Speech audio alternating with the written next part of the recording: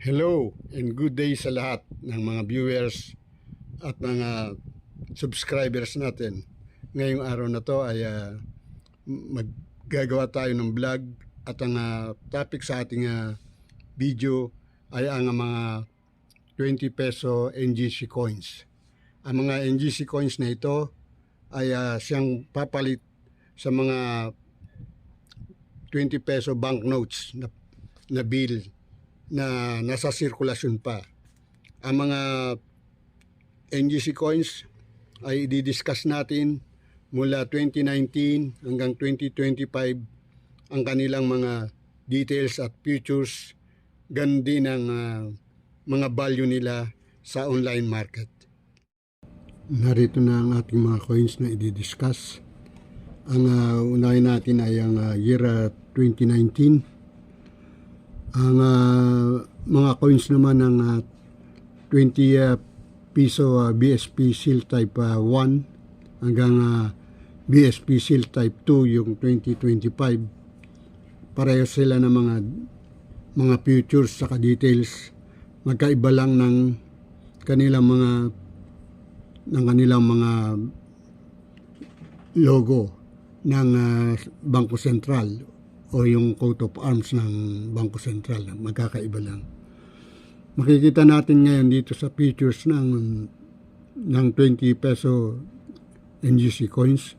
Ang ating sample ay ang 2019. Ang issuer ay Philippines.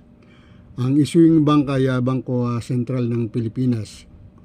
At ito ay may period ng 1946 hanggang sa date. Ang type ay standard circulation coins. Meron itong years na 2019 hanggang 2021. Pero may karagdagan na 2025 yung bagong issue na 20 peso NGC coins. Makikita natin ngayon itong 2019 na meron akong bilang o quantity na 9 na piraso. Ang kanyang composition ay bimetallic nickel plated steel. Meron itong weight na 11.5 grams, diameter na 30 mm, thickness na 2.2. At meron itong orientation na medial alignment. Issued dito noong December 17, 2019. Mapupuna natin ang ating mga coins na type 1. Ang futures nila ay halos parehas. So ito ang year 2020 na low mint mark. Low mint mark, makikita natin ang kanyang mint mark dito. Ito ay low mint mark. At ang year ay makikita natin 2020. Okay, marami tayo ng 2020 na low mint mark. Mga pristine at medyo almost uncirculated pa. Ito namang hawak ko ngayon ay ang 2020, year 2020 na may mint mark na high mint mark o upper mint mark. Makikita natin yung mint mark niya, ayan. At ang year ay 2020. Ang obverse nito makikita natin ay mayroong logo ng Bangko Sentral na eagle ang niya, pero naka-side view ang eagle na ang pagkaka-struck ng eagle ay naka-side view. Merong sa bandang baba ay ang Malacanang Palace at ang plant ay nilad. Okay, meron tayong upper mint mark na 2020 Nakikita natin nasa 8 piraso ito. Ang kasunod naman ay 2021 na na 20 peso coins din. Kaparehas din ng 2020 ang kanyang details at ang kanyang features. Ang naka-ano rito ay Manuel Luis Quezon sa obverse o sa front side, at may denomination na 20 piso. At sa bandang itaas ay ang kanyang year ng pagkaka-mint, at sa bandang baba ay mint mark ng Philippine Central Bank o Central Bank of the Philippines. At ang nasa taas naman ay may mga script na makikita natin na may script siya ng Republika ng Pilipinas. At sa bandang likuran naman, ay makikita rin natin ang bangka logo o yung coat of arms, at yung plant na nilad, at ang Malacanang Palace.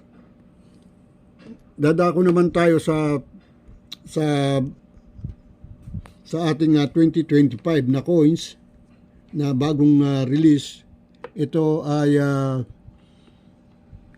nasa sirkulasyon ngayon, at ito ay kokonti pa ang coins sa market. At katulad din ng 2019 na coins, ito ay hard to find. Nabibilang sa hard to find na coins. Ang 2020 na upper mint mark ay nabibilang din sa hard to find na coins.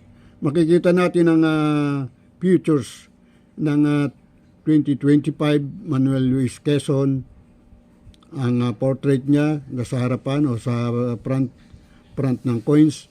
Ang denomination na 20 peso, at ang mintage year ay 2025. At mapupunan natin dito sa bandang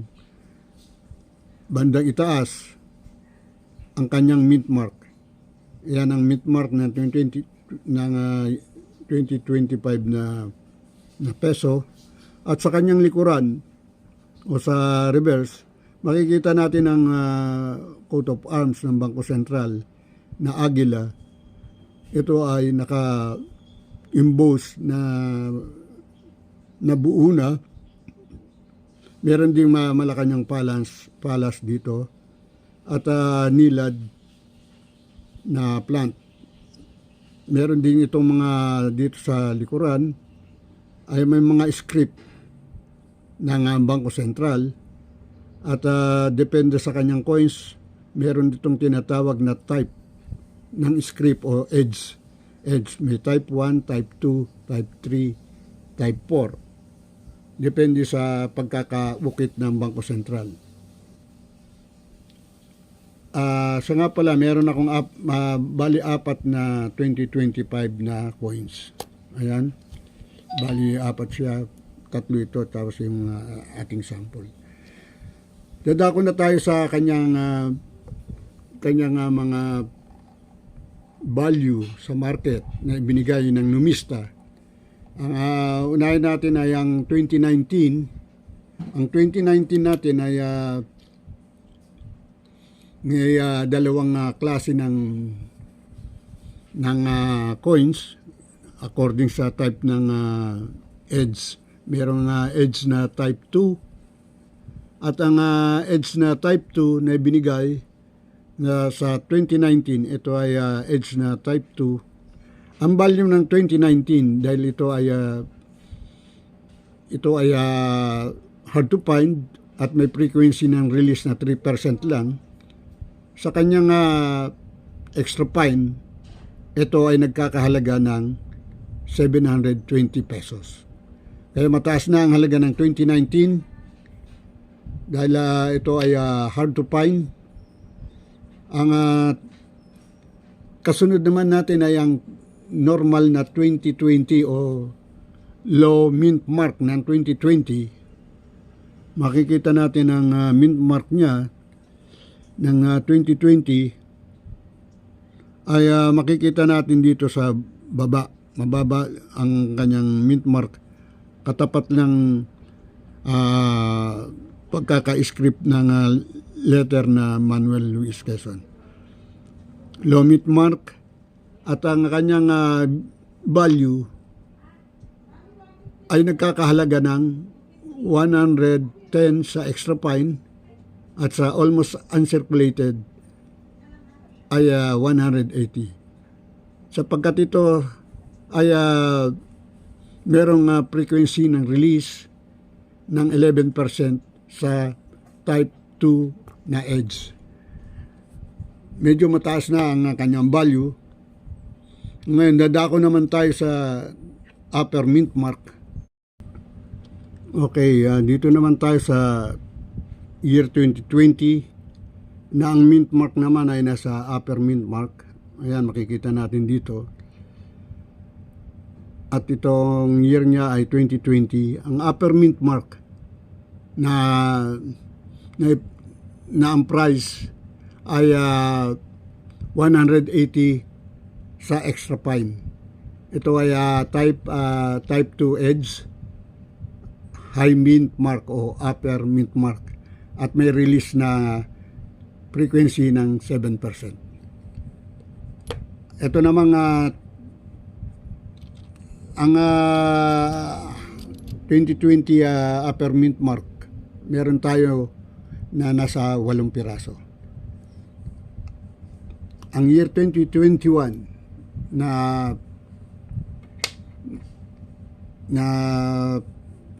nasa low mint mark din siya, year 20. Ito ay pristine condition. Ngunit ito ay nabibilang sa common coins. Nabibilang sa common coins, kaya maaaring ang value nito ay nasa 100 pesos. Yan ang value ng 2021, 100 pesos. At ito ay sa edge na type 3. Ngayon, dadako na tayo sa year 2025. Ang year 2025, makikita natin na yung kanyang mint mark din ay mataas, o ang kanyang mint mark ay mataas. Year 2025, makikita natin nasa taas din ng ng coins na nickel plated sa gitna. 20 peso denomination, 20 piso. Manuel Luis Quezon yung kanyang portrait. At sa likuran, makikita natin ang logo ng Bangko Sentral na agila, na pula pula image, at Malacanang Palace, at ang plant na nilad.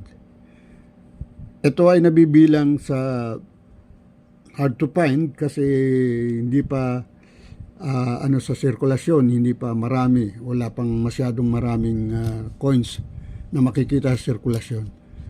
At ako ay meron lang, nagkapalad tayo, meron akong 4 na 2025. At sa kanyang value, hindi nagbigay ang numista, ngunit sa kanyang market sa eBay, ito ay nagkakahalaga ng $20.